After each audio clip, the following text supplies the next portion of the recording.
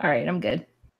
Okay, so before we start this, I guess my little signal to you guys to say your names is I'll be like, joined this week by my co-host, and then we can just go in the normal show order. Okay. All right. All right. Cool. I am ready whenever you guys are. All right. Recording. I'm recording. You're listening to episode number 47 of the Station 71 podcast. Oh gosh, this is so weird. Everything's different now. It's so different. We started a new year. All right, let's try that over. You're listening to oh gosh. Old habits die hard. Hey, we're getting great, B-roll bloopers. For real, yeah, finally bloopers. It's all on me. You're listening to episode number 47 of the Station 71 podcast. My name is Mario, and this week I'm joined by my co-hosts, Beth and Brian. And we're going to be talking to you about the festivals in Epcot. But first, as always, with every Station 71 episode, we're going to start with the news. This week, we got a couple different things to talk about. First up, Disney is removing all plastic straws and stirrers by the mid-2019 from the parks. We kind of... So, this is one that I don't know. I feel like it should have happened already, but it's cool that Disney's doing this. Really excited that they're going straw-free from here on out. A lot of people are very upset, and I know we kind of started to talk about this before the show, but I don't understand, like, what difference does a straw really make? Yeah, I'm really excited about this because I kind of feel like Disney's following in Starbucks' footsteps since they recently announced that they're getting rid of plastic straws and stirrers. I do think this is a long time coming, and I think it's good that because such a big company is doing this, that it'll probably encourage the movement to go even further, which is great. The only argument that I've heard that's semi-legit is for people with disabilities who have like limited mobility in their arms, like using a straw is a necessity for them because that's, they can't pick up the glass. But in that case, I mean, I feel like you can still have reusable straws and, not have to use plastic, or at least not single-use plastic. Yeah, and that brings up an interesting point. Like, maybe Disney will start selling reusable straws for that necessity, or for people that really feel like having a straw is that important. Yeah. I mean, if it really is that important to people, then it doesn't take a whole lot to throw a straw in your backpack. Yeah, especially, if you have like one of the metal ones that comes in like a Yeti or an Arctic cup or something like that. I feel like if you really need one, that's a good option that's also environmentally friendly. Yeah, I totally agree with that. I'm kind of confused about this, though. Like, they're announcing it now in October of 2018 and saying that it's going to be implemented by mid-2019. I'm kind of wondering why it's going to take so long to get this thing rolling. I feel like it's probably got a lot to do with they're just trying to set themselves up for an ample amount of time to run out of the straws that they have. I mean... That's a good point. I bet they have a massive stockpile of stuff like that. Right, Yeah. Because if you think about it, have you ever been in a Disney restaurant and they were just like, oh, sorry, no straws or no forks today? Like, Disney's super prepared with stuff like that, and I feel like it'll be before mid-2019. That's just kind of like here's the latest it'll happen. Yeah. Give everybody a chance to get over themselves. And side note, I totally just read this in the article, and I didn't read this before. The only Disney park that isn't going to be doing this is Tokyo Disney, because they're owned by Oriental Land Company. So, fun, interesting little tidbit there. Maybe they'll get on the bandwagon after a while. Maybe. I mean, it all depends on if their owner lets them or not. Right. So next up, we've got a new exhibit that's going to be coming to Epcot in the American Adventure Pavilion. Creating Tradition is going to come and celebrate Native American culture. I think this is exciting. I love when Epcot does exhibits and stuff like this. And to celebrate Native American culture is really exciting. Yeah, I'm really looking forward to checking this out. I think the American Adventure Pavilion can use a little bit of something new thrown its way. Yeah, definitely like an interesting part of American history instead of just colonial. Mm-hmm. Like, yeah. You mean to tell me that that Golden Wings song is not a part of Americans' history that's exciting to you? Golden Wings? The song from the American Adventure attraction. Oh my I feel gosh. like every time because I think I've told you guys this, like I call like I always call the Disney hotlines to like book things because I just like talking to a person. And I feel like that's always the song that's playing whenever I get put on hold. It's either that or like the Indiana Jones theme song or Journey into Imagination. Oh man, it is like pink elephants on parade almost every time I get stuck on that line. That's funny. Yeah, it's been a while since I did the attraction, so I guess I didn't remember the song. Trust me, Beth, it's been a while since I've done the attraction too. The tricky thing is you have to stay awake through it to listen to the song, which is right.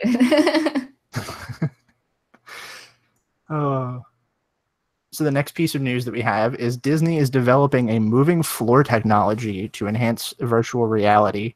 And my question to you guys, I mean, we could talk a little bit about what this is first, but where do you think this is going to be utilized? Do you think this is going to be like a Void thing, or do you think this is going to be a new attraction?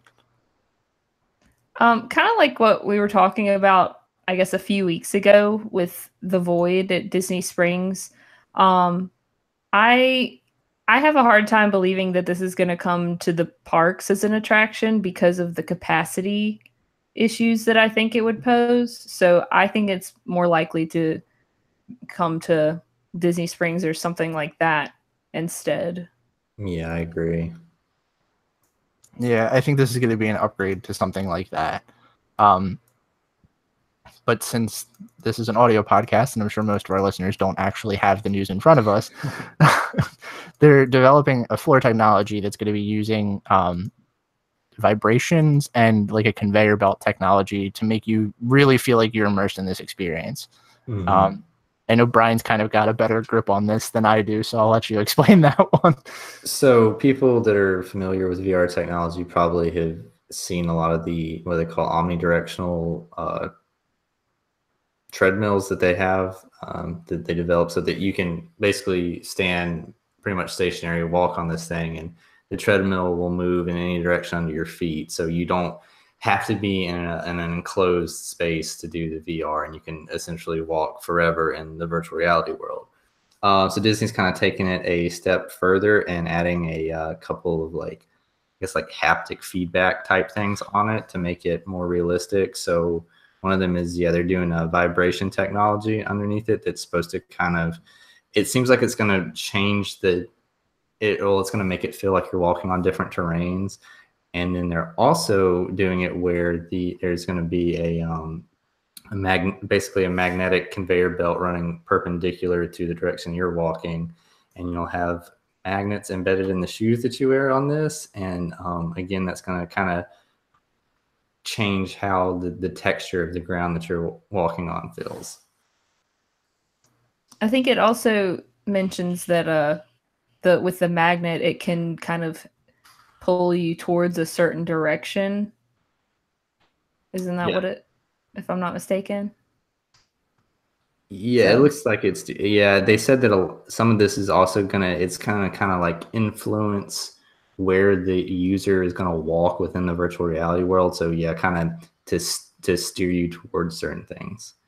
But it's pretty cool. I'm definitely curious to see how it works. I think just it's weird to say like the plain omnidirectional treadmills, because they're pretty cool pieces of technology and like very advanced stuff in themselves. Already seems so cool to me, but for Disney to be working on something like this to provide this much more feedback and like make it even more immersive, I'm definitely interested to see. I hope this pans out into something like we were saying, an attraction, either in the parks or in Disney Springs, but we Yeah, shall for see. sure. So I like the diagram. The shoes look like Toms. Brian and I were saying that before the show. The ones in the bottom look like Toms. The ones on the top look like a pair of Chucks. They just Yeah. they need like one more with a like pair of Vans slip-ons to just like complete the trifecta of classic shoes on here. Yeah. Yeah, I agree. I feel like I keep saying this, I need to try the Void. I need to do some of this new technology that they're doing. But this would be so cool, and I can't wait to see what they do with it. Super excited about that. Yeah, me too. So next up on our news list, as of July 27th, Be Our Guest has rolled out some big menu changes. First thing that they've kind of done for their dinner menu is they've made it what's called a prefix style serving. You get to choose one appetizer and entree, and you get their dessert trio along with your choice of beverage. The total cost of the meal is now $55 no matter what you get on the menu. And the biggest change is that it has finally become a signature restaurant, and it now costs 2 table service credits for dinner. As the only dining person on this show, this is very upsetting. So I have to ask, because like you were saying, I haven't done the dining plan. And the only like 2 table service credits that like I know of offhand are like Victoria and Albert's and Cinderella's Royal Table. And I guess Canada Pavilion. Le Cellier. Yeah, so I've never eaten at Be Our Guest at dinner. Obviously there's a new menu, but even before, was like the food up to that standard? Because that seems like a pretty huge jump. So here's the thing, and I'm gonna probably end up going on a tirade about this, because I love the dining plan. I think I'm like the only person that truly advocates for the dining plan because it's just convenience, really. Now, the thing of it is there's actually a few places that are 2 table service credits, which you would really be surprised about some of them. I pulled a Beth a while ago and I made a spreadsheet of a bunch of Disney stuff. So let me pull that up really quick, and I actually have all of the 2 table service credits listed out. But anything that's listed as a signature dining on Disney's website is considered, there is automatically going to cost you 2 table service. Now, I've never done anything that's 2 table service just because it's, like I said, I do it for convenience, not for cost efficiency. I don't think that it really is the most cost effective thing. I think you really do have to eat a lot to get your full cost out of it. And if I'm doing it for convenience, spending 2 table service credits and then having to pay for 2 meals out of pocket is kind of rough for me. Now that said, I loved the food at Be Our Guest when we went. I thought it was probably one of my favorite meals on Disney property. And there's a few things that I'm kind of feeling about this. The first thing that I'm kind of feeling really is that it's a little weird that they kind of shot for $55 per adult when like that was the highest price menu item on their menu before. I mean, I get it because there's a lot of different things now. I like that they kind of let you try the desserts and they give you an appetizer. I think that's really cool. But I think that this is probably the weakest use of a signature dining 2 table service credits type thing. Just in my opinion. So I know you're not really wondering, but 2 table service credits, Tiffin's, Flying Fish, California Grill, Citricoast, Narcoossee's. If you do the Spirit of Aloha dinner show, that's 2 table service credits. Artist Point is 2. Yachtsman Steakhouse. Apparently Morimoto Asia is 2 table service credits at dinner. Really? Yeah. That's surprising. I mean, I've eaten at Morimoto's and I like it, but 2 table service seems kind of high. Yeah. So the other thing, I mean, there's a bunch of other ones on here. Just to finish that out, STK, the Boathouse, Le Cellier, Monsieur Paul, Cinderella's Royal Table, but we knew that one. Hoop-Dee-Doo Review, Mickey's Backyard Barbecue, and that is all I have on my list. But there's a good chunk of them that are 2 table service credits. But my biggest thing, and this is kind of why I as much as I loved Be Our Guest, I never thought it would go the route of 2 table service credits. At this point, this was the one sit down in Magic Kingdom that was really, really good. And now the choices of single table service credit dining in Magic Kingdom is really, really slim. I think it's down to, just off the top of my head, Crystal Palace and Tony's. As far as single service, yeah. You got Skipper's Canteen too. Oh, yeah, true. I forget about that. But, like, I guess with Skipper's Canteen, it's a little bit better. Like, that kind of softens the blow a little bit. But... No, but definitely, I mean, the point's still there. Like, there's not good food. Yeah. Which I guess is probably why they did it. I don't know. Now, the good, like I said, you get 1 appetizer, which normally isn't included in the dining plan. And the appetizers are pretty good. You have escargot, mixed greens, French onion soup, lobster bisque, and charred octopus. And then seasonal meats and cheese selection. The entrees look okay. It's more of what they had before. You have filet mignon, lamb chops, some kind of seafood, smoked regatta and corn tortellini, chicken, and pork tenderloin. And then the other big change is that you now, instead of getting to choose a dessert, you get the dessert trio, which is an almond macaroon, white chocolate chip cup, which includes the gray stuff, and a dark chocolate truffle. Do you think that this is worth $55?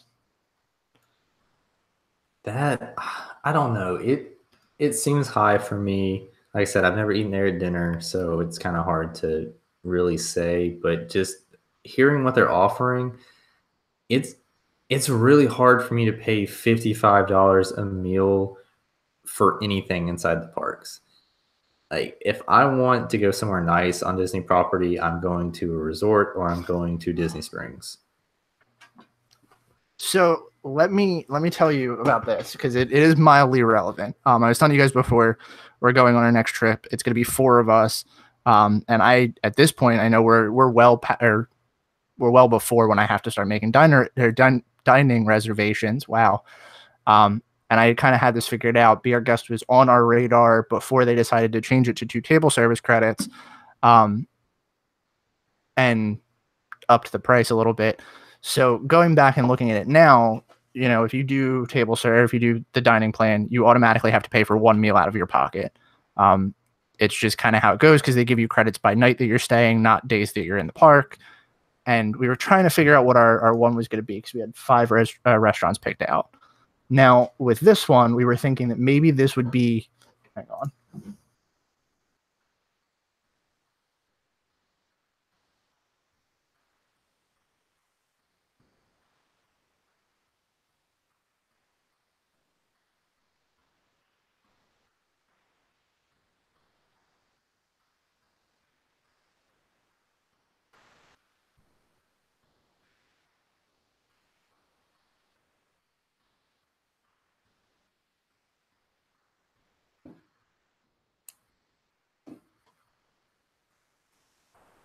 Sorry. So before we were going, we were trying to figure out where we were going to go, trying to figure out the places that we were going to eat at. And automatically you have to pay for 1 table service because of how the credits roll in.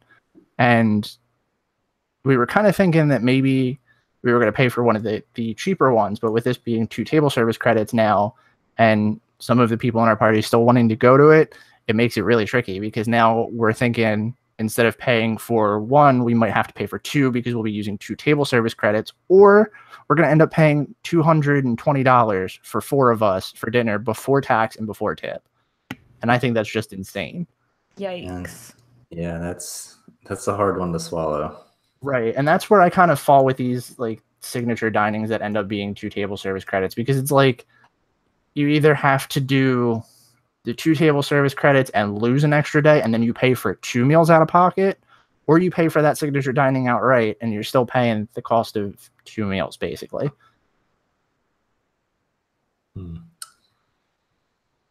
Yeah, this is, I don't know, as someone that doesn't use the dining plan, I mean, it just, it seems kind of crazy to me, that basically you're using 2 credits. So you're basically saying, okay, this is worth twice as much as another, place to go for dinner. And there's plenty of the single credit restaurants that are probably really, really close, in what they offer to that, but you're only having to use one of your credits.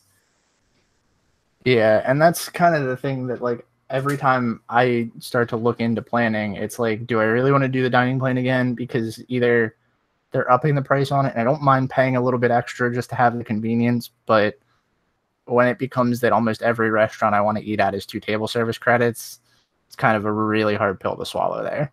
Yeah. So ready to move on to the next and final one? Yeah. Yep. In a news topic that none of us saw coming, the Walt Disney World pet-friendly hotels are becoming a permanent offering.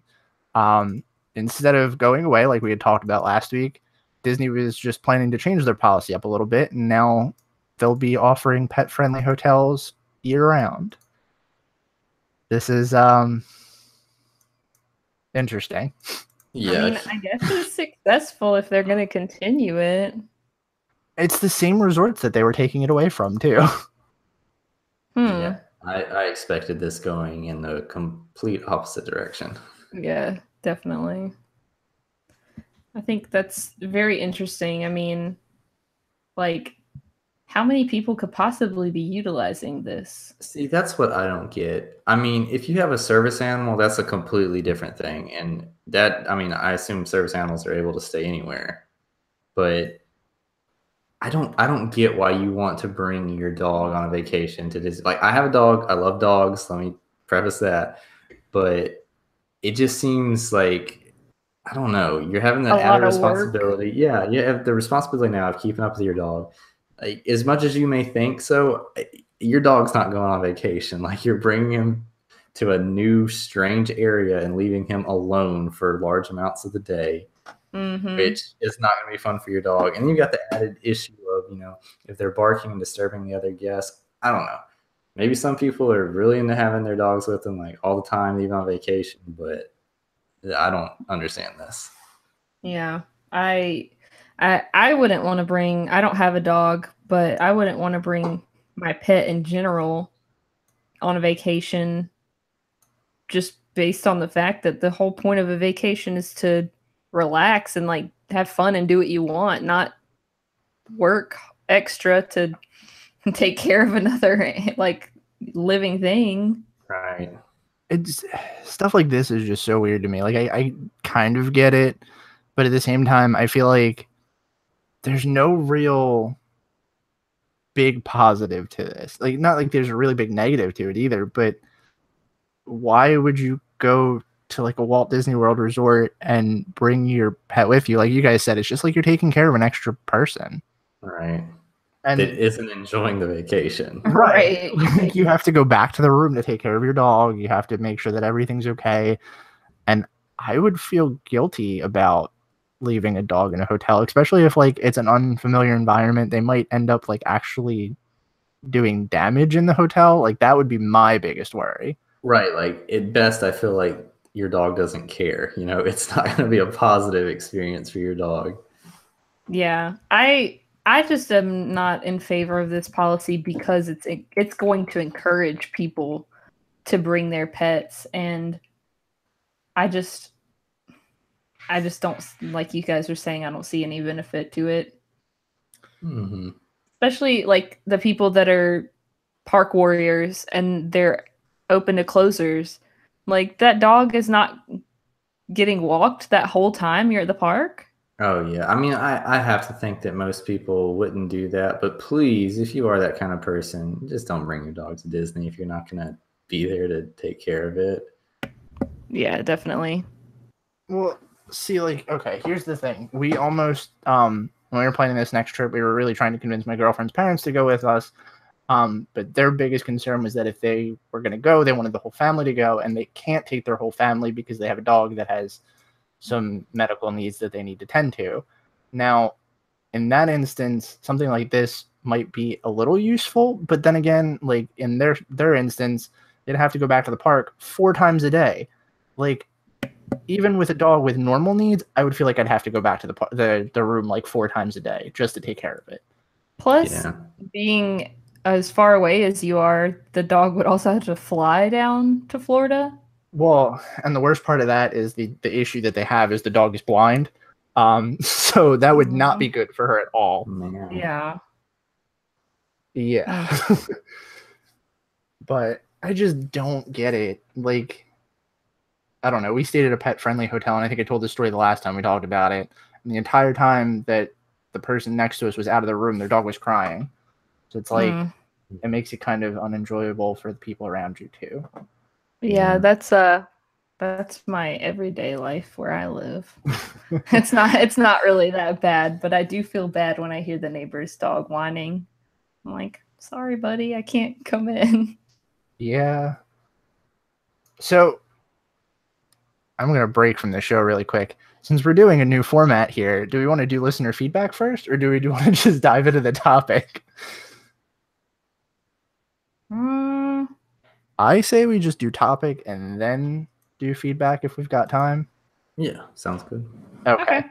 So I guess we're ready to dive into this week's topic, which brings us to what we're going to be talking about. We're going to be talking about some of the festivals that happen at Epcot. And if you don't know, I guess now it's more of like a all year round type thing. But Epcot does special events and festivals every year, which include Food and Wine, International Festival of the Holidays, Festival of the Arts, and Flower and Garden Festival. So I guess we could start things off with the Food and Wine Festival. Talk a little bit about it, talk about some of the pros and cons, some of the special things that you can do at the festivals. So this is the one that happens like all year round. It's slowly becoming just part of Epcot. Yeah, literally the only time they don't have a festival is the summer, the peak. I feel like that's the worst time to have one, though. So like it makes sense to not have one. Yeah, no, exactly. Yeah. Couldn't imagine like eating as much as I do at Food and Wine and then having to walk around World Showcase in the hottest part of the year. I mean, not that like the end of August is that much better in Central Florida, but it is a little bit better. Yeah. Yeah. See, it's funny because I'm looking at this now and I'm thinking like I can't remember a time that I've been to Epcot and it hasn't been Food and Wine.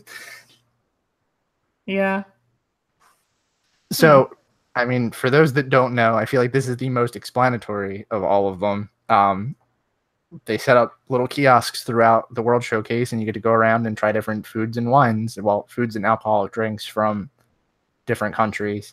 There's also the Eat to Beat concert series, and I don't really think there's like anything like the little extras that the other ones have. Is there? They have like cooking seminars, and one year I went, they had like a whiskey tasting and stuff like that. Really? I don't remember that. Yeah, I was all in the Wonders of Life Pavilion, which is apparently not the festival center anymore. So I'm really interested to see what they do. Yeah, I don't know. I feel like that's always going to be a festival center, even if they say it's not. Yeah, probably. So I guess little stuff to touch on with this.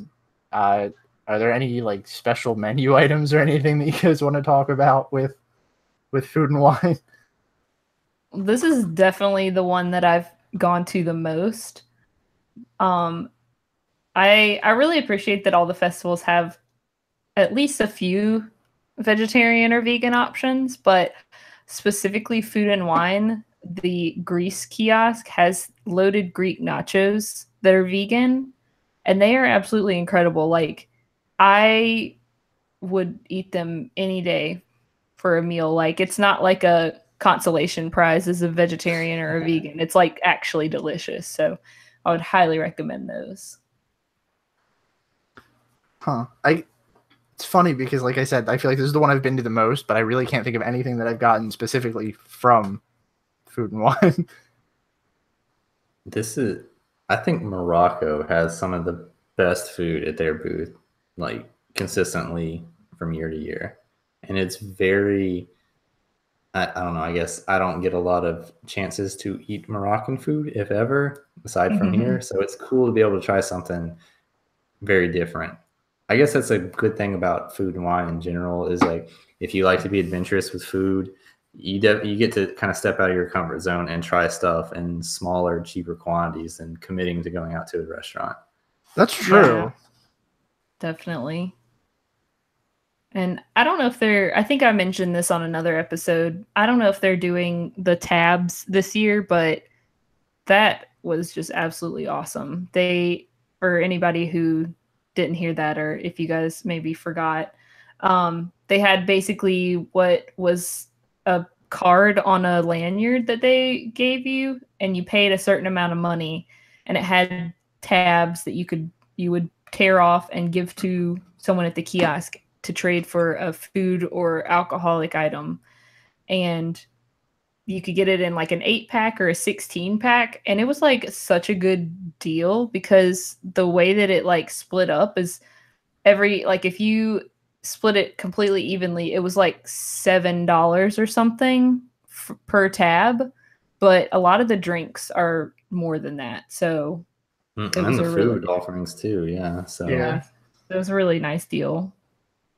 It's cool. So if you are, the kind of person that like to try some of the more expensive stuff there, like I know, Le Cellier has a booth set up every year to try some of theirs, and they are normally kind of expensive. I think that's definitely a good way to save some money if you know you're going to get some of the more expensive food items.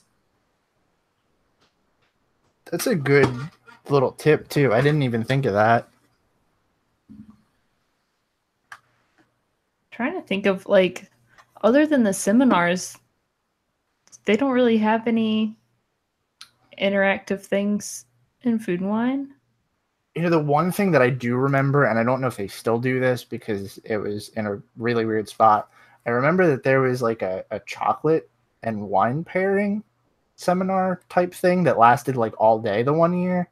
That was pretty cool. Day? Yeah, it wasn't even like a seminar. It was like a booth, but it was like a person that like it was like a booth, but it was like a person that was like giving classes. So it was like timed, but it was like you would go in at different spots.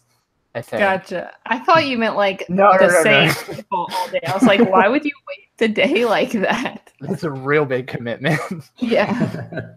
Imagine all the wine and chocolate you could eat and drink in one day. Oh my gosh, I would get sick. Oh yeah. But yeah, that's the only not important, but like special thing that I remember. Yeah. I'm flipping through the menu now, and at the Taste Track booth, they have what they're referring to as a pancake milkshake. That sounds disgusting. I would totally try it. I'm intrigued. I don't know. I'm afraid it's just gonna be like pancake batter in a cup. It doesn't say what is in it. Nope. Or at least the website I'm looking at just lists the different things, and it just says pancake milkshake. Interesting. But I guess for people that go every year and kind of know what the standard offerings are, there are 2 new booths set up this year. There is the Festival Center Wine Shop, which looks like it's offering charcuterie plate, some cheese stuff that I can't pronounce, and a Bloody Mary seafood cocktail, along with a huge number of different wines. And let's see, and then the second new booth is called Shimmering Sips Mimosa Bar. It looks like they offer a couple of like croissant and other bakery dishes. And then as far as beverages, they've got frozen apple pie, which is non-alcoholic offering, and some other like juice-based alcoholic drinks. You had me at mimosa. I love me a mimosa. I'm excited about that one. Assuming I make it out to Food and Wine this year.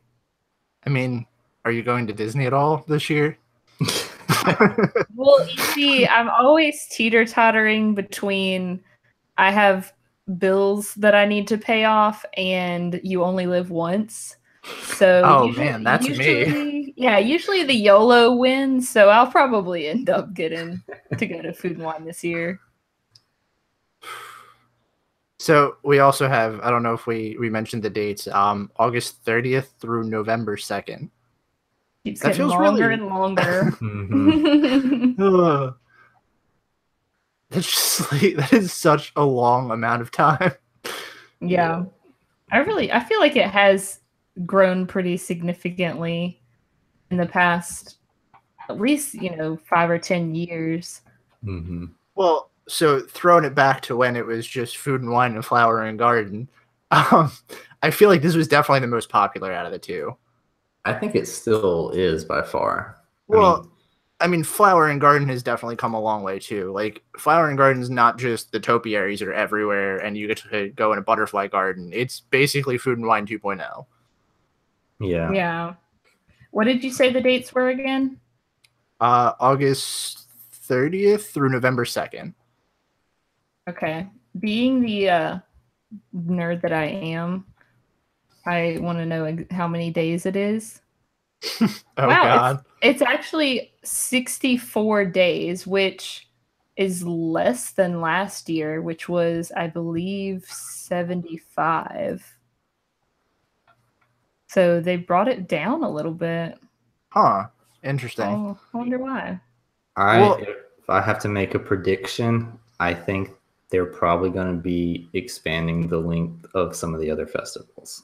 Ah, that's a good point. The thing that's always been kind of funny to me, like, I know I just kind of mentioned this briefly, and it kind of ties into what Brian was saying. A lot of the festivals have very similar aspects to Food and Wine. I think it's important that we talk about this first because you pretty much tie all of this back to the other festivals too. But to me, it's weird that this is the one that lasts the longest, probably because it would be the cheapest to run. Especially when all of the other ones have like the little unique offerings while still having that Food and Wine experience. I think it's also the most popular one, so there's more demand for it. Right. So do we want to move on to the next festival? Yep. Yeah. Okay. Next up on our list of festivals, we have the International Festival of the Holidays. This is one I've never done. Me either. I don't think I've third. So moving on. No, I'm just kidding. Funny enough, like I've been to the parks for Christmas. This one runs only through November to the end of December, which is like probably a month and a half. Yeah, it's a month and a half. And that's like, it feels like that's such a short window for this. But really, the only thing that's super special is the Candlelight Processional. I think that's the biggest one. And doesn't Illuminations have like a holiday tag to it? Yeah, I think so. So I guess we can talk about the Candlelight Processional because that's really the biggest thing here. Every year they have this. I think this is probably like one of the biggest things about this time of year. Hang on a second, my dog just jumped into the wall. I was about to say, is everybody okay? My dog can't see very well. He's 18. Aw. He's an 18-year-old Jack Russell, and he really can't see very well. So he just tried to jump, and he hit the wall. Oh my god, my heart. Give me 1 second. I just gotta go make sure she's okay. Wow, 18. I know. I used to have a little Jack Russell too. Aw. I had a cat that lived to 18. Cats But- normally live like way longer than dogs, don't they? Yeah, I think so. I think they usually live to like at least, on average 14 or 15. Okay. I've never I really think had a dogs are cat. like 10 or 11 on average. Maybe. I don't know. You've never had a cat? I mean, I had a cat when I was a kid for a little bit, but I've never like consistently had a cat like we've had a dog. So I love dogs. I love all animals, but cats. I'm definitely a cat person. Yeah, I'll take a dog. Cats are okay. Cats are great. They get a bad reputation because if mostly you don't, from their reputations. no, if you don't raise them right, then they're gonna be buttholes. But So, any animal? if you do, see, the thing is that cats don't respond well to negative like punishment. So what you're supposed to do is just like if they jump on the counter, you like pick them up and put them down like over and over again until they just get so sick of you putting them down that they stop trying. But if you like yell at them or like use a squirt bottle, then they like associate you with like a bad feeling, and then they're just like, well, you're not my friend anymore. I'm gonna pee on your couch. So you just have to annoy a cat into submission, basically. Pretty much, yeah. Anyway, So the candlelight processional is probably the biggest part of this time of year, even including the holiday tag at the end of Illuminations. But every year, from mid-November to the end of December, a special guest narrator will tell the story of Christmas, and they'll be accompanied by a 50-piece orchestra and massed choir. Something that is on my Disney bucket list that I have never done. mm-hmm. Really, like, I'm waiting for a celebrity guest that like I can't miss. Yeah. And the one that I would probably go for that's there the most is Neil Patrick Harris, but I feel like he's like synonymous with the candlelight processional at this point. He does it every year. Yeah. I would love to see him though. Also. So who is a guest that you would go see it for? I mean, I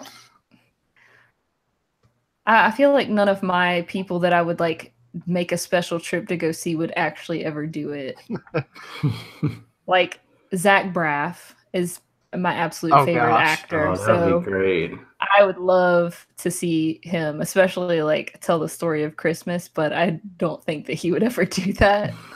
I don't know. Never say never, but he doesn't really seem like he would. I mean, this year, so far, the big ones that I see, I mean, if I was there and was able to go for this, Neil Patrick Harris, Whoopi Goldberg, Gary Sinise, Jodie Benson. None of those are super exciting. Jodie Benson's going to be there? Yes, 2 days, 26th Wow. to 27th. Oh my gosh. That would be cool. Pat Sajak. Oh my man. gosh. They're reaching deep now, aren't they? Right. If you could bring someone back from the dead, I would totally go for two specific people, and they are Bob Ross and Mr. Rogers. Oh man, if Bob Ross was there, I would drop that would be everything. Yeah. Yeah, I feel like both of them would have been really good for it too. Especially Definitely. Bob Ross with his little voice. You could probably, I mean, he would be cool to have for the Festival of the Arts. That would be. Oh yeah, if he was doing Oh a my live gosh. painting demonstration there, Station I would 71 live pay show. ridiculous amounts of money for that. Wow. R.I.P. Bob Ross. You were a national treasure. Yeah, I don't know. I don't know who I would go for it though. I'm sure I'll think of somebody and just yell it in the middle of the episode. all I can think of is like people that would be hilariously out of place to do it. Like if H. John Benjamin or someone was up there. Oh my doing god. it, like, That would be great. I would pay to see that. I actually, funny enough, went to New York Comic Con one year and saw him on the Archer panel, so that was pretty cool. Oh, that would be cool. Yeah. I mostly went for Jessica Walter though. But I can't.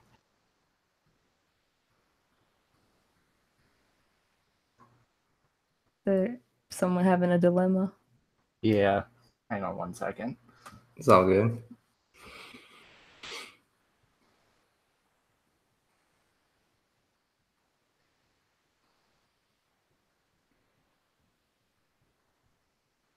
Man, I really want to think of someone. No, I can't. Like someone good that's alive that would do it. Sorry.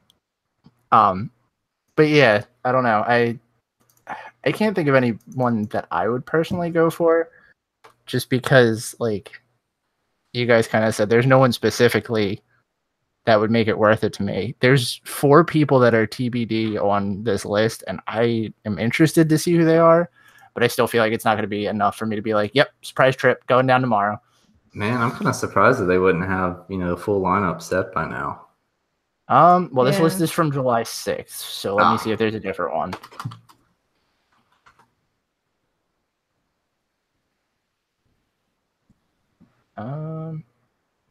Nope. The official Disney one still has 4 TBDs on here. Wow. I feel like they'll probably announce them like as they get closer, because the one is November 24th to the 2nd, December 10th to the 12th, December 21st to the 23rd, and then the 28th to the 30th. So some of them have short stints, and I feel like those are going to be the important ones. And then there's one that's like a fairly long one. I don't know. I would go for Clark Gregg. He's related to Disney because of Marvel. That's Phil Coulson for anybody. That would be an interesting one. I I feel think like he can be good at it. I feel like if they did any of the Marvel people, that would be interesting. And they could potentially Well, they pull got that off. Kurt Russell. Chris Pratt. Yes. Oh my gosh. Oh my God. He would be so into it too. He's so religious. So yeah, there's a good one. Yeah, I would totally go for Chris Pratt. Yeah.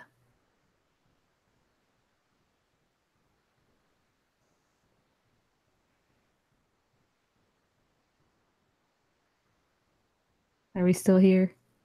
I'm here. Did we lose Okay. Mark? I was like, oh, Did my we lose internet's that? messing up. I guess he had a thing. Uh-oh. And he's going to have his work cut out for him editing this week.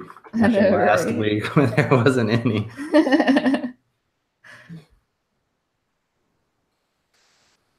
I'm getting some, like you said earlier, some good blooper. Yeah. stuff. We got as many as we did all of last year I in this know, first right? episode.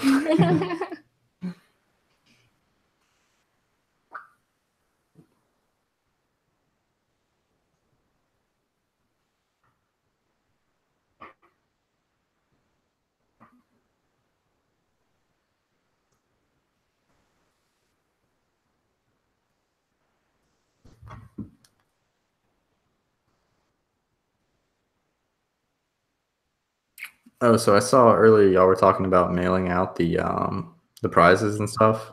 Mm-hmm. Probably called by accident. Oh. You back? Maybe. Yeah, I sent them all yesterday except for the candle because it's glass, so I wanted to package it really well. Okay. Everything else I just kind of bubble wrapped and stuck in envelopes. Cool, because I just got the pop vinyl today, Okay. and on Saturday I'm gonna be in Orlando, so I'm gonna try to stop by Disney Springs and get a pin too. Nice. So I should be able to send mine out hopefully on Monday. What figure did you get? Buzz. Okay. Yeah. Cool.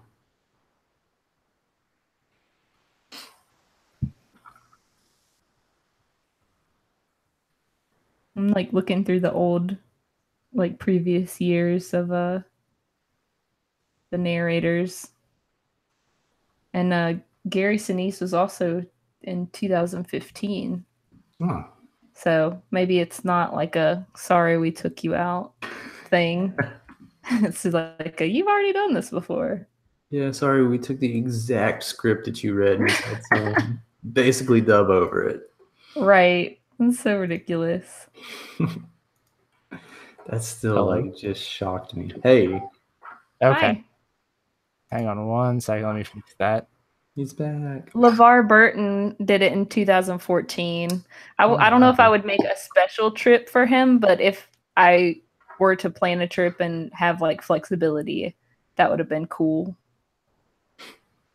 Yeah.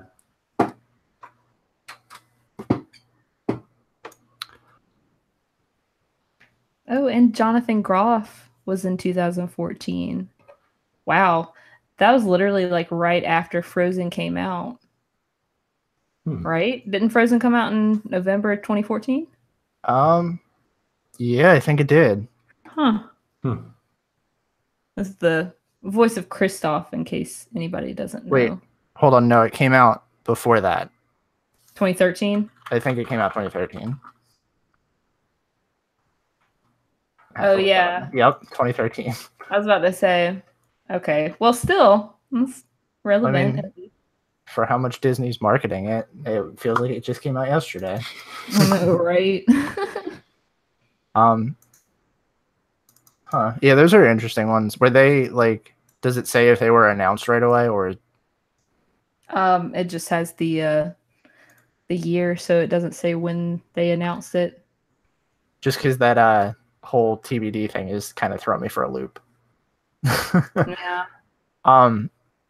But we didn't talk about the dining packages either, which they're not horrible, actually, now that I'm looking at it. But you get to choose from a variety of unique eateries around Epcot.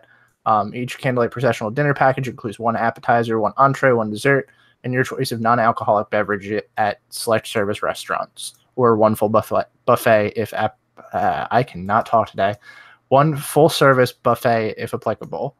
And apparently they all include guaranteed seat. Well, yeah, they all include guaranteed seating for the Candlelight Processional. I'm not going to list them because there's a lot of them, but let's just say that the average cost for lunch is $55 to $73 being the highest. And dinner's about $55 to $80.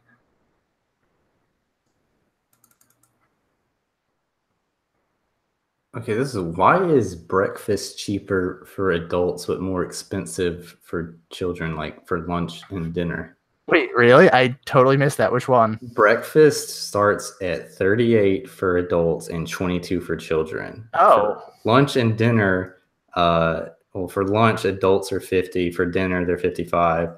And they're $16.99 for children for lunch or dinner. So that's weird. You're paying $5 more for breakfast for children than you are at lunch and dinner, but it's cheaper by $12 for adults. I don't know. Somebody ran the numbers. They don't make sense to me. Well, I mean, the thing that's really weird about this for me at the same time is that some of these restaurants, like Coral Reef, it's the same for lunch and dinner for both children and adults. So I feel like some of these, their menu probably stays the same throughout the day.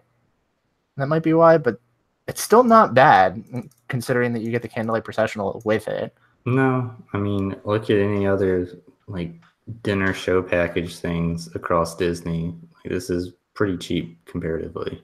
All right, I'm going to throw the jab here. We just talked about how Be Our Guest was $55 for just dinner at Be Our Guest. For $55, you get Beer Garden and Candlelight Processional. So... yeah, that seems like a much better deal. Yeah. And it's $30 for children, whereas the Be Our Guest is $35. If you can't tell, I'm still a little angry about that. I'm just glad I don't have a kid, man. Oh, yeah. I don't know a kid that could eat $30 worth of food in one sitting. Be yelling at your kids like, you better eat $35 worth. Right. I'll be bringing Ziploc bags at the end of the meal.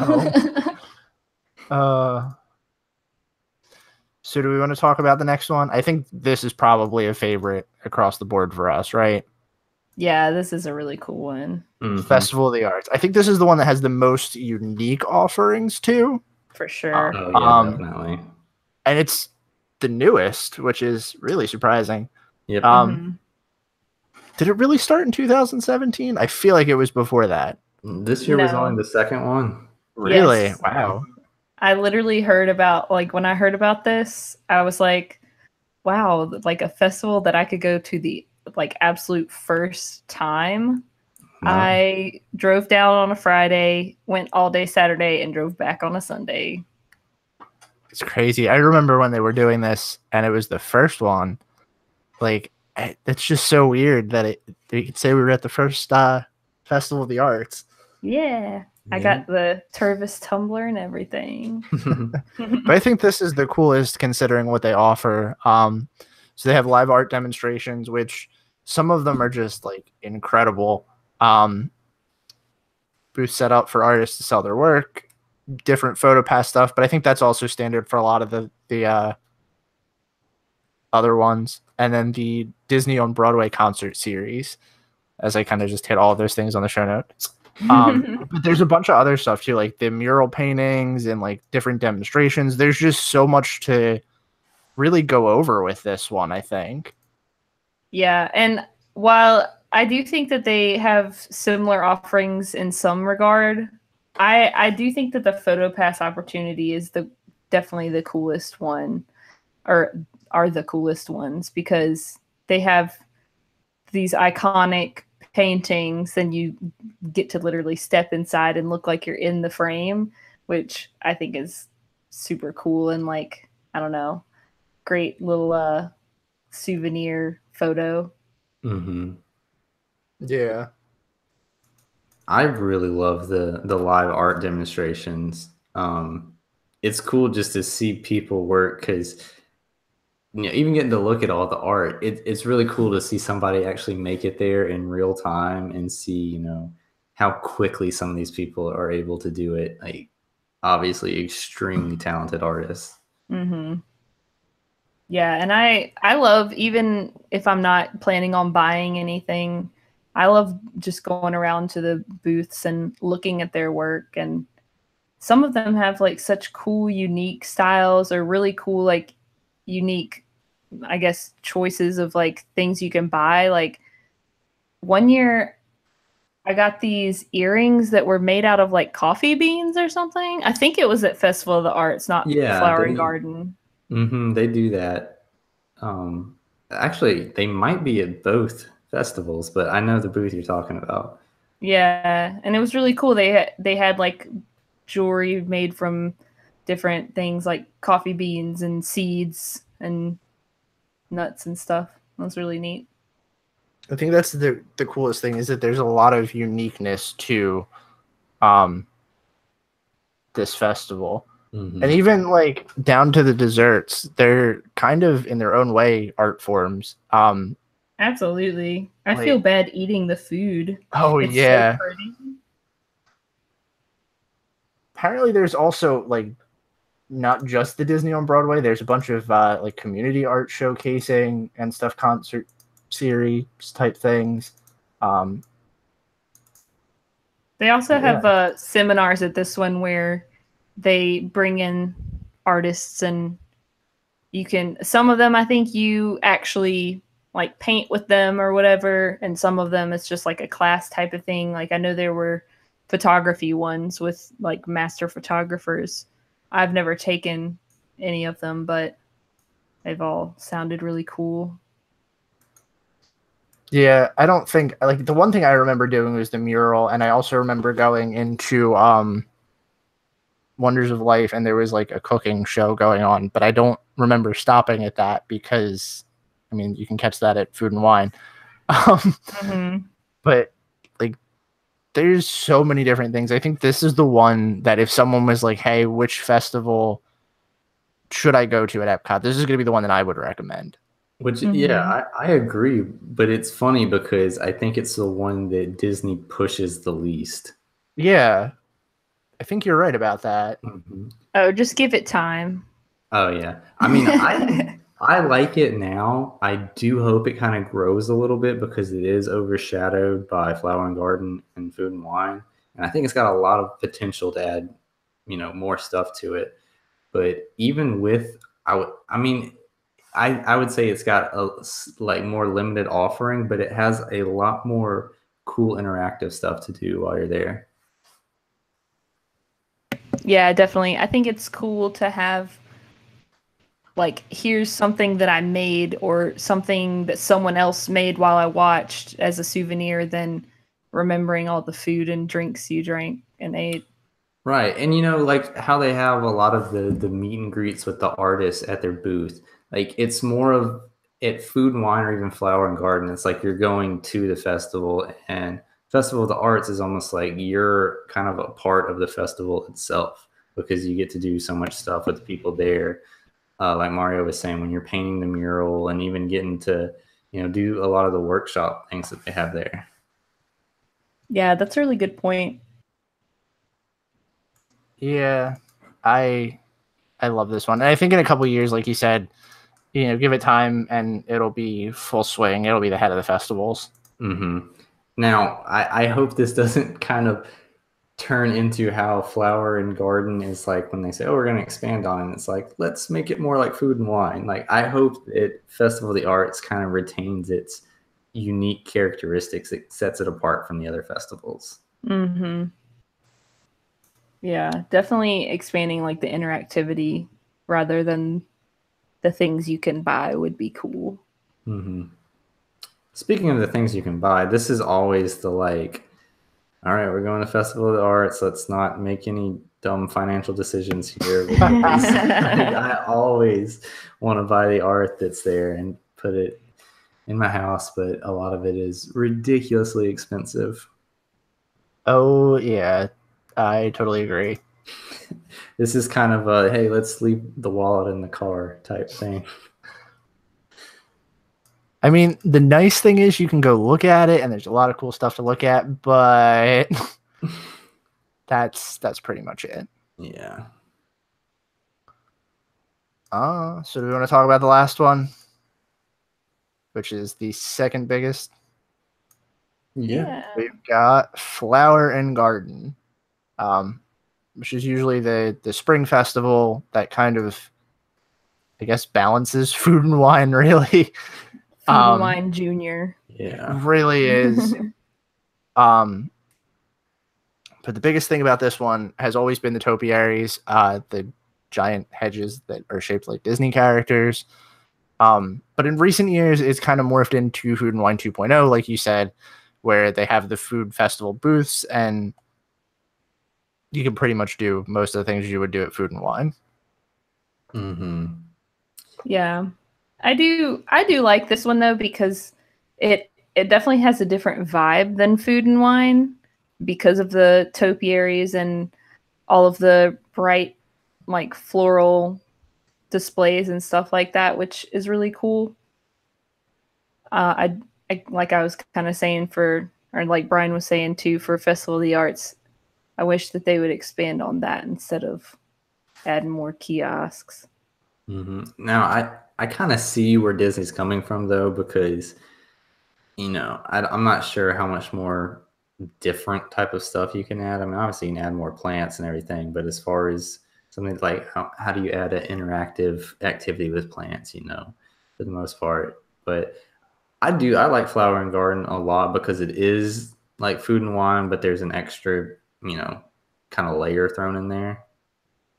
Yeah, I think for the interactivity, they had something one year that was kind of about how to make your backyard like environmentally friendly, or like how to attract certain like butterflies and stuff, which I thought was a really cool kind of display. I think it'd be cool if they brought more of that type of thing in there to where you can take home knowledge, even if you're not taking home like something physical, just taking home something that you can do when you get home that reminds you of the festival even. That's cool. I didn't check that out last time I was there. Yeah, I think it was really just like a walk-through thing where they had like a little fake chicken coop and stuff like that, and talked about composting and stuff like that. So obviously, me being the conservation nerd that I am, I was super into it. So I think that it could be a good opportunity to bring more conservation into the parks, you know, aside from Animal Kingdom. Well, that's good, and that fits in a lot, you know, with kind of the whole theme behind Epcot is, you know, the edutainment type aspect of it. So that's cool. Yeah, I don't know. I feel like I want this to be more different than it is. Like, it is a little bit more on the edutainment side than I guess Food and Wine is, but I don't know. To me, it just all blends together. Yeah, I agree. It could have a couple of things added to set itself apart. Yeah. I do like the butterfly pavilion they have set up here. I think that's really cool. And the free applesauce. Oh yeah. I gotta say, I don't really care neither here nor there about applesauce, but that ice cold applesauce walking into that butterfly pavilion on a hot day is so good. They definitely have like the climate set up, like the combination of climate and food is spot on there. But yeah, so I know we have here listed the Garden Rocks concert series that they do, and we kind of breezed over it with some of the other ones, but have y'all been to any of the concert series at any of the festivals? Most I've done is walked by while Boys to Men was playing. Okay, at least it's better than what I've done. What did you do, Mark? Well, I mean, I've walked by when oh my gosh. Oh, Hanson, because they're there every year. Okay. Oh my gosh. Staple band of Food and Wine. I walked by and went, "Who is that?" really loud. Oh my gosh.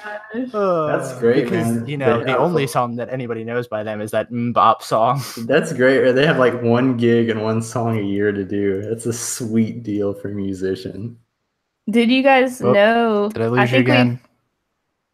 No, you're still there. Oh. Can you hear us? I don't think you can hear us.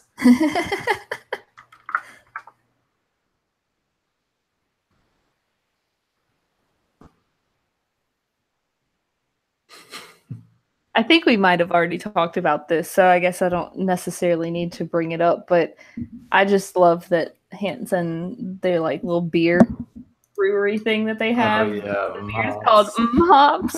Yeah. That's so good. Man. That's great.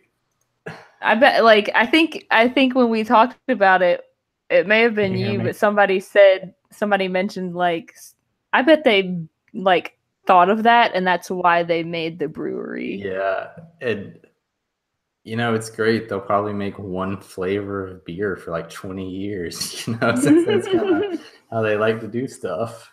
And it's such, like, a novel thing that people are going to buy it. At least until we get old and nobody knows who Hanson is anymore.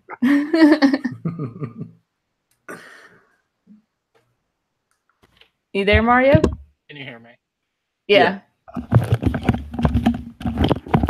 Okay. Apparently tonight is like an awful night for my internet. Oh no. I thought mine was bad.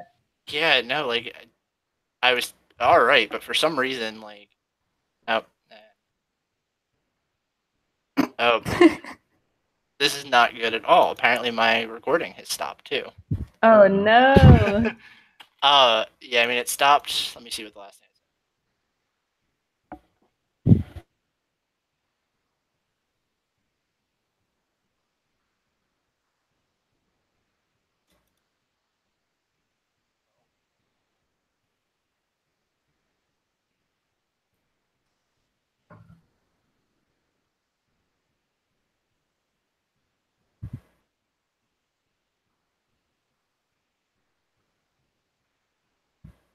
I do have to say, though, as a side note about the applesauce, that's really good advertising. Like, me personally, I don't care about applesauce, so I wouldn't actually buy the product, but I had never even heard of it until then, and now I'm just like looking forward to it. Yeah. You know, there's stuff like that they market towards kids, and I wish they would just do like the same thing in like adult size servings. Yeah.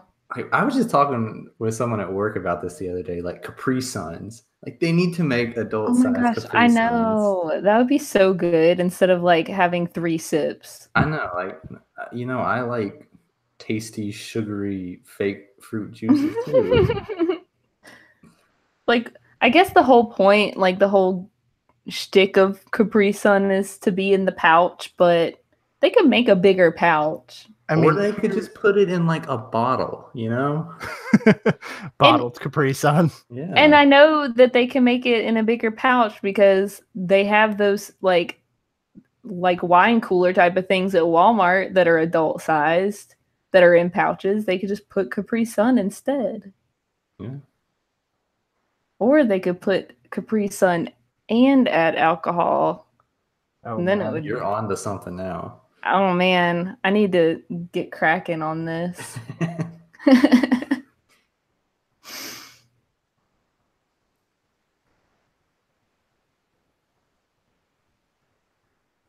Okay, so I'm good. Apparently, it was still recording on the Hangout call. So, Sweet. okay. But yeah, I don't Me know if and you guys Brian talked talked about about- Hanson. So Yeah, we talked about some cool stuff you can add in if you want. about Hanson and their Hanson many and times that they tore applesauce. outside of. This is just gonna be like such a crazy episode to edit. Yeah. But yeah, I feel like they're the only band that I've ever actually seen at any of the like E to the B concert series. Now, my aunt said she's seen Boys to Men like you have, but Mhm. I don't ever remember seeing anyone besides Hanson. I gotta say, the only reason I actually knew it was Boys to Men is because like the display said Boys to Men. Yeah, that's how I found out it was Hanson. So don't feel bad. like I said, I walked by, I was like, "Who is that?" really loud, and then walked past the sign that said Hanson. And I was like, "Oh, who are they?" That's so funny. Oh. So I guess oh crap, I accidentally closed the window that had my show notes in it. So I guess since we're at the very end of this list of things, did you have anything that you wanted to talk about with the concert series? I know you were the one that brought it up, Brian. I'm sorry. Oh no, I was just curious. There've just been a couple of ones that I'd wanted to see over the years, but kind of missed for various reasons. So I was just wondering how y'all felt about them. But I'm kind of curious as to who they might be. As to who you wanted to see. Oh, I know one of the big ones that I wanted to see was Postmodern Jukebox. I don't know if you guys listen to them, but I know them. It's a YouTube channel that basically covers like modern day pop songs and more classical styles of music. So it's a very interesting like take on it. And I know they were there last year, and unfortunately, I was out of town while they were there, but I had fully intended on seeing them. So. They would have been cool, I think. Mm-hmm. Yeah, I can't think of any artists that like kind of like what we were saying with the Candlelight Processional. Oh, they're Anyone back that this would year. specifically go. I'm looking through the list now, and they are returning, so maybe I'll get to see them this year. Nice. Let me bring up a list of who has been to Eat to the Beat. Yeah, Who's on it for this year? Baha Men. Yeah. That's the most important one. As far as big name people, Baha Men, 98 Degrees. Are we gonna finally figure out who let the dogs out at Epcot? Hey, Boys to Men is back. Yeah. You know, it's Hanson. Yeah, I mean that's not a surprise. You know, I mean, it's cool. I kind of feel like a lot of these are like, you know, kind of artists and bands that have how do I put this delicately, outlived. They're out of their prime. Yeah, like they're not in the best part of their careers. But you know, it is kind of cool though to get a chance to see maybe old bands that you wouldn't necessarily go to one of their concerts, but you're like, oh, hey, I'm going to this festival and I get to see a band that I like or used to like too. So I just want to point out that, to my knowledge, Backstreet Boys have never been at one of these, or at least not in recent years, and it's because they're still awesome and still actually have real life tours. I was kind of wondering where you were going to go with that. Because I'm seeing these like bands that I listened to when I was like 11 and 12 years old, like 98 Degrees and Hanson, obviously. And I'm just like, Backstreet Boys, they really were the superior boy band. Just a little side note. let's see. Kenny G's gonna be there, so that's wow, another big one. Oh my God, Smash Mouth. So, oh my God. Well, that wasn't where I was gonna go with that, but that's a good place to go, I guess. I'm sure you guys will find this interesting if you don't already know. But that same year that I, walked past Hanson and said, "Who is that?" really loud, was the same year that I found out that Hanson has a brewing company and they make a beer called Hops. So whenever you were gone, me and Brian talked about that. Oh my God, did you? Yeah, so I don't know if you want to pretend like we didn't. Yep. Okay. That's fantastic. What did I miss on that? Because that was a beautiful discovery. And yeah, I think we were saying that I think we had talked about it briefly on another episode, but that one of us had said that we think they thought about hops, and that's why they made the brewery, not because they had it and had to think of a clever name. They're like, wow, that pun that's too good. We have to start a brewery now. Yeah, I mean, I guess in the past 20 years they've had to how can we expand our brand? Yeah. How do we stay relevant? Yeah. Also, I know we've kind of talked about this whole thing a lot, and I don't know if you guys talked about this while I was gone, but I think it's kind of funny that when they list the artists for Eat to the Beat and everything, they have to list the song that made them popular. Have you guys noticed that? Yes, which I don't agree with all of them personally. I just think it's funny because a lot of these are they had one really big song. Mm-hmm. Maybe I was never a big 98 Degrees fan, but I don't think that Give Me Just One Night was their biggest hit. But maybe it was, who knows? I definitely don't think that Taylor Dayne, Prove Your Love, because I don't know if you guys know who Taylor Dayne is. The only reason I even know who Taylor Dayne is because she played a concert in Myrtle Beach a few months ago, and I happened to be in the location. It was like a free festival thing. And she sang that song, Tell It to My Heart. And I think most people, a lot of people have heard of that song, but has anyone ever heard Prove Your Love? No. What? Mm-mm. Yeah. Also, so I don't know how they decide. That is very odd. Also, Plain White Tees is on here, and that's a name I haven't heard in a long time. I think they've been there for the past few years, if I'm not mistaken. This definitely isn't their first. But I'm looking at a different list than y'all though. What are they have Hey There Delilah, I'm assuming, for their big hit song. Okay. Yeah, but I mean they've had a lot more hits than that. Yeah. I don't know. I feel like this is one that I'm never going to make a point to actually stop at. Yeah, not until they get an artist that I really like as an adult instead of a kid. So, is there anything you guys want to touch on before we tie up the discussion on festivals this week? So I just want to put in a plug for the Tea Garden tour at Flower and Garden. It is, I think, relatively underused. So basically all you have to do is go to the tea shop of the UK Pavilion and sign up for one of several time slots.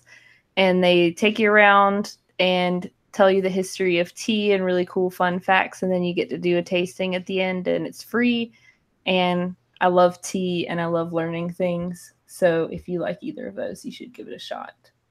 I always want to do that, but I never find time to. I think that if I'm there anytime in the near future, that's going to be one that I have to do. That's cool. I didn't even know about this.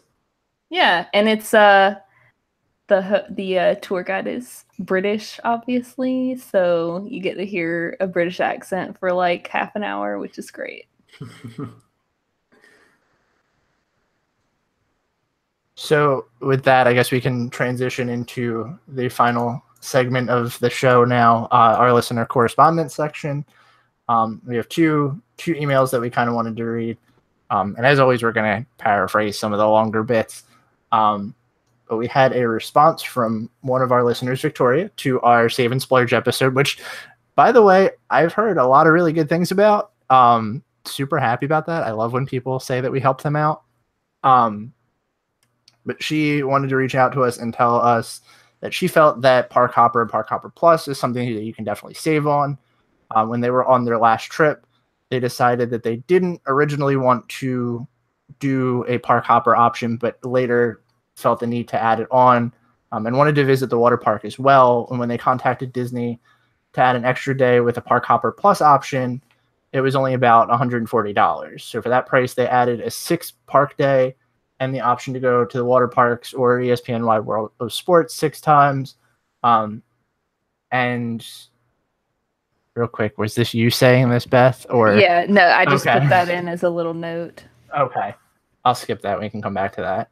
And then her other tip was that if you don't have the Disney Chase Visa credit card to get discounts, having a Chase debit card with 101 Dalmatians design on it, she could have gotten 10% off on purchases over $50.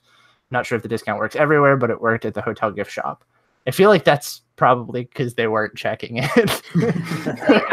I've actually heard of people getting to, like, I know that people got into the Chase Lounge at Food and Wine just by having a Chase card. It didn't have to be the Disney Visa, like the Disney Chase Visa. So that may be true. You know, it never hurts to ask.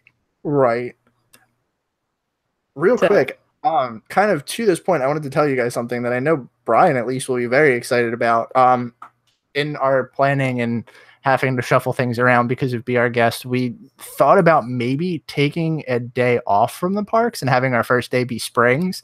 And in there, we decided we might do putt-putt. Hey. So I just wanted to give you a shout out for that because I honestly probably wouldn't have done that if you didn't recommend it.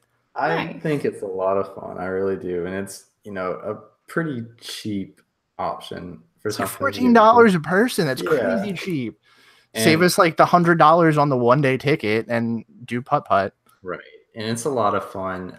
The trip that me and my wife took when we were both in college, I know we were looking for like a cheap thing to do on our one off day that we had, and we chose to do putt-putt.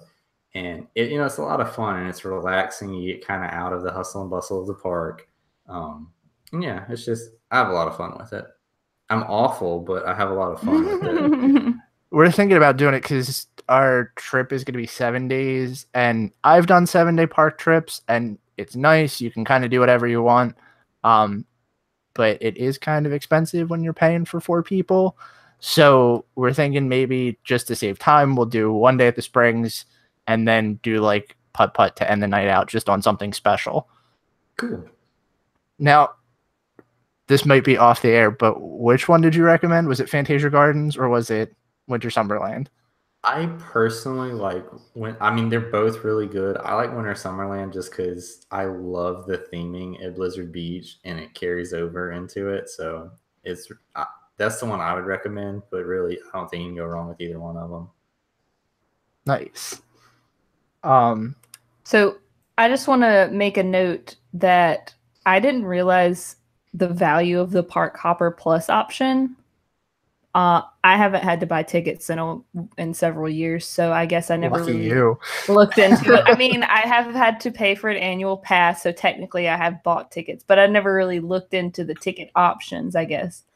But just in case anybody doesn't know, Park Hopper Plus allows you to obviously park hop to any of the 4 parks, but you also get like each day of the Park Hopper Plus ticket that you have. Like, let's say you have a, I don't know, 4-day Park Hopper Plus ticket.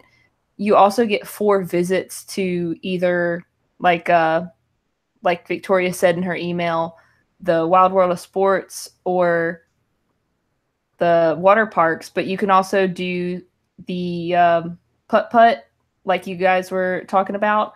You can do that. I think it's as long as it's before 4 p.m. or a round of golf at the Oak Trail Golf Course. You still have to make reservations, but all of those count as your quote plus option, and you don't have to do them on the park days. Like, you have 14 days to use, like any other ticket. You have 14 days to use those. So hypothetically, if you get a 4-day Park Hopper Plus ticket, you would have 8 days worth of stuff to do. You know, this seems kind of interesting to me though, because if you're, getting a Park Hopper option, then you're essentially, going to go to at least 2 different parks that day. And then you're also adding like a third thing on top of it. Like, that's a pretty busy day. I think that's but you don't have to go the same day. Right. But I mean, if you have a 4-day trip plan, so you get 4 days of Park Hopper Plus, like, obviously, yeah, if you're, where you can come back and use them for other stuff, that's cool. But I didn't realize that you got a plus for like each day to use. I don't know. I'm curious to see people that get that, how well they utilize it. I think it's mostly geared towards people who have long trips planned. Like Victoria, for example, said in her email that she had a 9-day trip. So I think that's a good value for that type of trip, but I couldn't see myself finding the time for it. See, and I think that's why I almost never pick up on the Park Hopper Plus option. Like, it's definitely something I want to do. Like, I want to go to the water parks and everything, but I feel like if I'm going to do that, I'm just going to not buy a park ticket that day and just buy a water park ticket. Right. Because, I mean, for the water parks, it's worth it. But if you go and just use it at mini golf, you're not really getting the value out of the extra that you paid for the plus. True. Yeah, I don't know. And then the next one that we had, I guess if we're all done touching on that one, was from one of our listeners, Drew. He asked 2 questions. He wanted to know if we've stayed at Art of Animation, and if we liked it, disliked it, really wants to stay in the Little Mermaid room with his wife and daughter. I personally have not. I have not. It's the one value I haven't stayed at. Yeah. The most expensive value. Mm-hmm.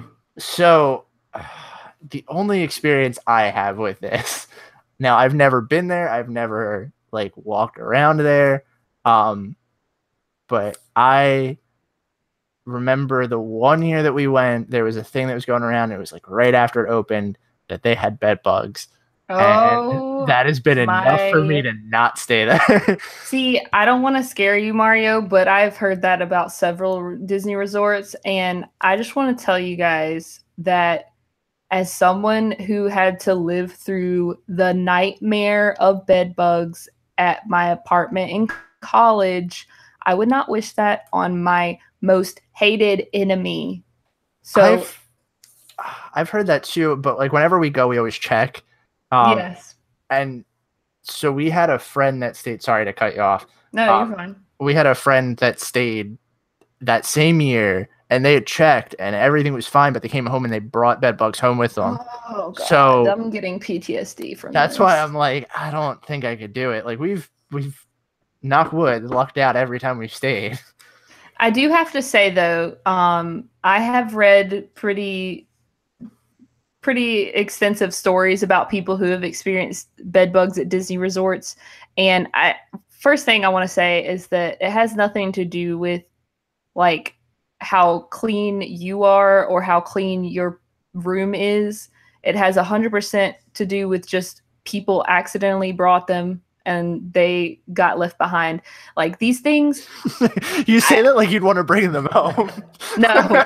Oh my gosh, you guys, I am not going to go off on like a rant about bed bugs because I could literally talk about it forever. How I would like, you guys know how into conservation I am, but that is a species that I would be 100% okay with going extinct.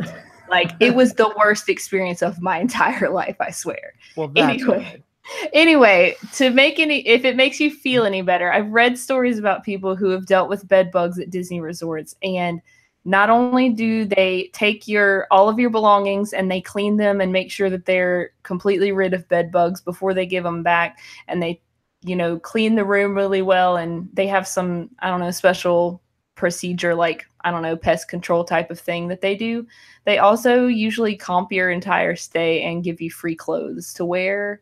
So I would they really take care of you. I would almost say that it's worth it. If I hadn't personally experienced the terror of bed bugs, I might have. I'm gonna bring some bed bugs next time I go to Disney. Get that free stay. Oh my gosh. Yeah, no. Sorry to get so, I don't know, fired up about that, but it's a topic that is near and dear to my heart. Yeah, Drew's really looking forward to his stay at Art of Animation. Oh, no! Well, okay, so let's talk positives then. One of the coolest things that Art of Animation has, and Brian and I talked about this on our resort show, the underwater pool with the sound effects. I think that's got to be the coolest like value pool that you could possibly get. Mm-hmm. Yeah. Yeah. That sounds really cool. I think this is definitely the resort to stay at if you really love Disney theming, because they do it almost to an excess, I would say, in most of the rooms, especially the Little Mermaid ones. Yeah. But I think that from what I've seen, I think it looks cool. I don't think I could convince myself to dish out the cash that you could pay for pretty much a moderate, but like Brian said, if you're really into Disney theming, that's definitely a good pick. Yeah, I think it's great for kids. And don't be discouraged by the bed bug thing, because you can literally get bed bugs from any hotel you stay at. You could literally get them from going to a movie theater, not to scare you guys. Yikes. I just thoroughly encourage you to check your surroundings before you unpack. So the other question that he had in here, he wants to know what each of our favorite Disney songs is. I don't know if you guys want to take this first, because just one. Ooh, I know it's hard to pick. Well, so I don't talk much about this on here, but I am I guess the music nerd of this podcast. Really, music has been a thing that I've done my entire life, and for some reason, Disney music has always stuck with me. Specifically in the fact that Alan Menken is one of my favorite composers ever. Just the musical work that he does for Disney and Broadway is incredible. And I've talked about how one of my favorite movies is Hercules, so no surprise here. I'm going to say that Go the Distance is probably one of my favorite songs. That's a good one. Yeah. Yeah. I also have made... Side note, I made a playlist the other day, and I was trying to limit myself to 4 songs per movie, and that's really hard to do.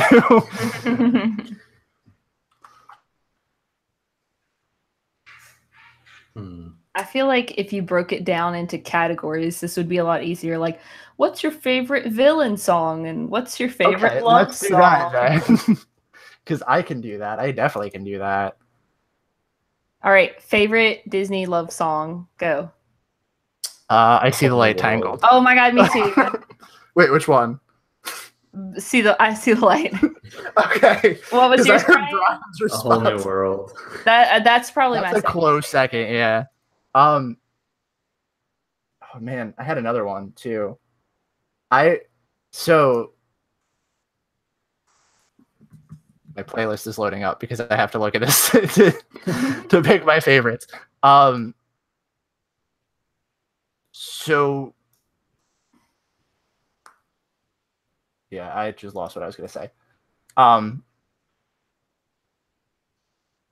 Yeah, I think that's a good choice too, Brian. I would probably put that second. Mm-hmm. Me Because too. the other ones I was thinking of aren't really like love songs. So here's one. Favorite Disney ballad. Like emotional moving piece. We'll go that route because there's a couple of them. Favorite emotional. Like emotional climactic moment Yeah, piece. yeah. We'll go with that because there's a couple of those.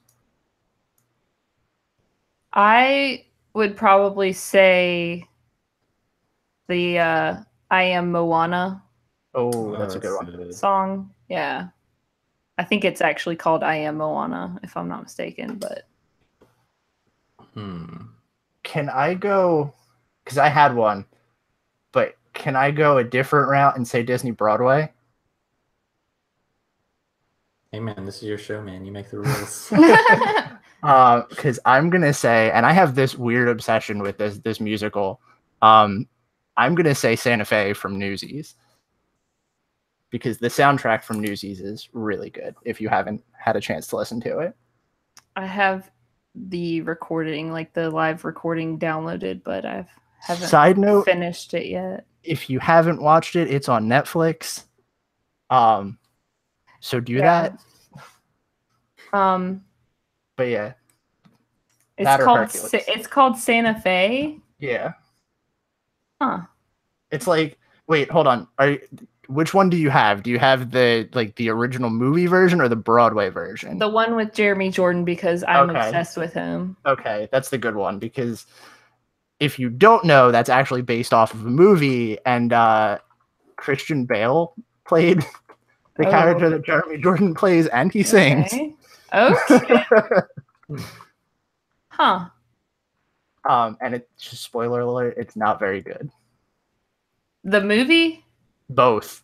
The play? No, the play is great. Okay, But- I was like, what? I meant the movie and Christian Bale singing voice. Gotcha. Okay. Noted. Well, Well, I know besides- Jeremy Jordan's singing voice isn't bad. Besides that, if I can't go that route, then Hercules. I can go the distance. Do you have one? I'm thinking I might get made fun of this, but I really like Part of Your World. No, see, I agree with that. Yeah. I think Yeah. Go ahead. It might be one of my favorite Disney songs of all time, to be honest. I think it fits perfectly in the movie. It's a I good think It's a one. really good song. Yeah. I want you to know that I was talking about that playlist that I made earlier of like songs that Alan Menken has wrote and helped out with for a lot of things, and that is the first song on my playlist. So Really? no, Okay. you're 100% right. That is probably one of the best Disney songs. Good. I'm glad I'm not alone in that opinion. You know, the other one that this is like total undercut Disney song. I like not undercut, but the reprise of Belle from Beauty and the Beast, that part where it gets up to where she gets to the I want to venture in the great wide somewhere part, that is like one of my favorite like musical moments in any Disney movie. Yeah. That's a good one.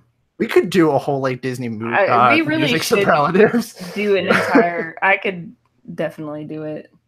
All right, let's do that. Let's cut that off here, and we'll do Disney music superlatives or something. But Nice. Cool. So do you guys have anything you want to talk about before we tie the show up this week? I know we talked about this privately, but I just want to give a shout out to our listener Emma from New Zealand, who sent us a really, really nice email that made me feel really good. So I'm not going to read it because I think it's a little personal, but I just want her to know how much we appreciate it. Yeah, that was. I know we talked about that on last week's live show, but man, that like things like that are what really make me want to do something like this. Yeah. And I mean, obviously, we see when we have subscribers and stuff and we get the fan mail, but it's kind of like a lot of the times it feels like we're talking to ourselves, like, get that kind of feedback, and especially like the calls during the show, like, and to know that like, hey, there's actually, people actively out there listening to us right now and stuff. And yeah, that piece of mail was awesome to be able to hear from a fan like that. So, go ahead. Sorry. Oh, no. That's it. With that, I know we kind of talked about this privately too. Something I want to do going forward. I know I set up that Google Voice line for the live show so people can call in. Apparently we missed 3 calls on it. Oh, wait, what? Tonight? No, on the 26th, the day after the live show. Whoops. No, the day of. Wait. No, okay, we didn't miss calls. That was on me testing it. I was about to feel really bad. I was like, how did it not ring in? So, yeah, I know we talked about how I set this the Google Voice thing up for the live show. But I only recently found out that I can actually use this as a phone number, and since it's not set up to anyone's phone, I want to make it a point to have it set up so that people can call in on. I'm going to set up a voicemail line this week. Once the show is up, it should be all set and ready to go. And as you kind of listen to the episodes, if there's anything you want to talk about and you want to like actually send us a voicemail, that would be awesome. And I'm more than willing to play them on the show, and then we can kind of discuss them after that.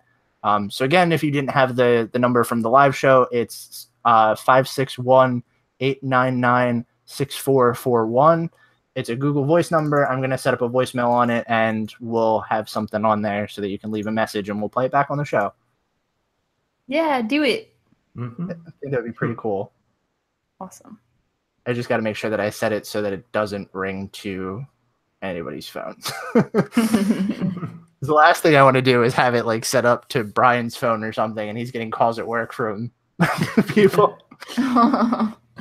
Yeah, I've been getting a large amount of telemarketing calls from me. Me too. So if that does happen and I answer the phone really angry, like, please forgive me. Well, if that's everything, I can wrap this up with the outro later because I'm still working on that music. Cool. Sounds good. Awesome. I'm going to stop broadcast.